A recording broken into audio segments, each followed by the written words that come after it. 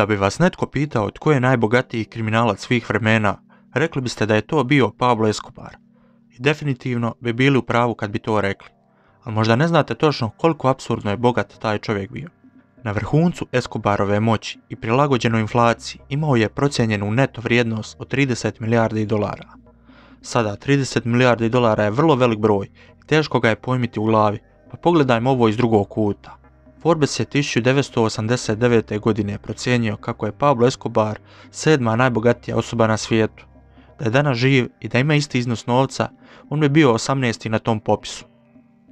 Njegovo bogatstvo potječe iz kartela pod nazivom Medellin Cartel, nemilosrdnu organizaciju droge toliko veliku da bi mogao prehranjivati više od pola svjetske populacije.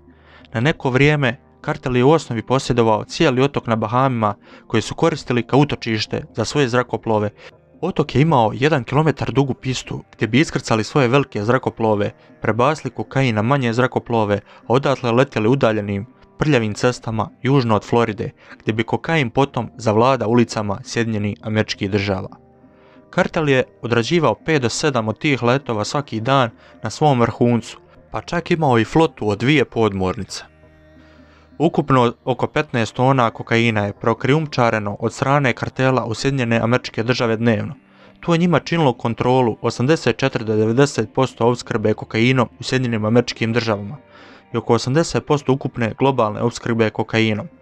1 kg kokaina košta je kartel u prosjeku $1000 za rafiniranje i još $4000 za krijumčarenje u Sjedinjene Američke Države. Piloti koji su bili zaposleni u kartelu mogli su nositi do $500,000 po letu u Ameriku.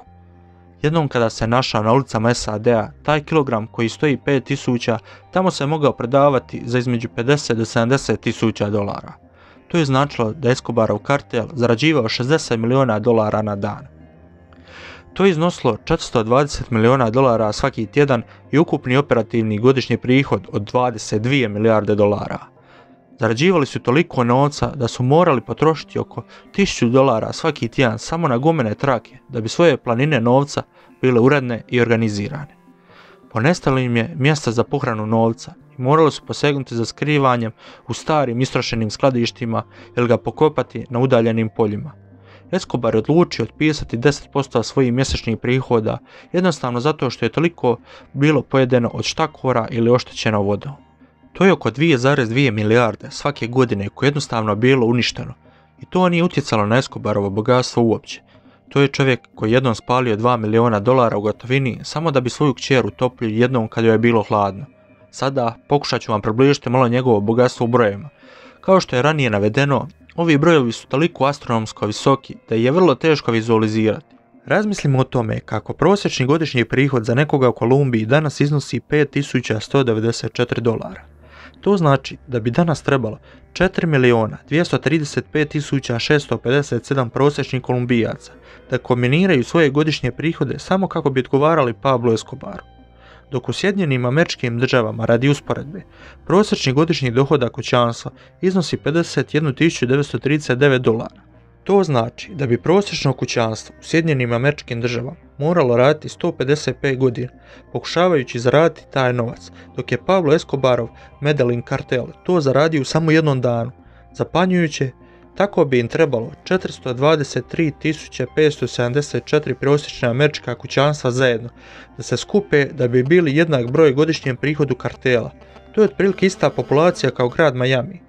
A što je s Escobarovom neto vrijednosti od $30 milijardi? To je vrijednost toliko visoka da je otprilike jednaka ukupnom BDP-u za 2016. godinu Paragvaja, zemlje sa 6,7 miliona stanovnika. Da je Medellinski kartel na vrhuncu danas naveden kao američka tvrtka na Fortune 500, bio bi smješten kao 129. najveća tvrtka. S godišnjim prihodima zarađuje više novca od Union Pacifica, a također zarađuju više novca od Starbucksa, Salsa, Cola, Southwest Airlinesa pa čak i od Facebooka. Ali svo to bogatstvo ne bi moglo trajati vječno. Escobarov kartel bio odgovoran za, kako se procjenjuje, 3.500 ubojstava koji su 500 bili policajci u gradu Medellinu. Sam Escobar je ubijen u raciji. 2. prosinca 1993. godine kartel i bogatstvo uglavnom je umrlo s njim. Dok ga je bogatstvo učinilo utjecajnim čovjekom u životu, danas se njegovo nasljeđe ostavilo trajan utjecaj na našoj pop kulturi i TV emisijama.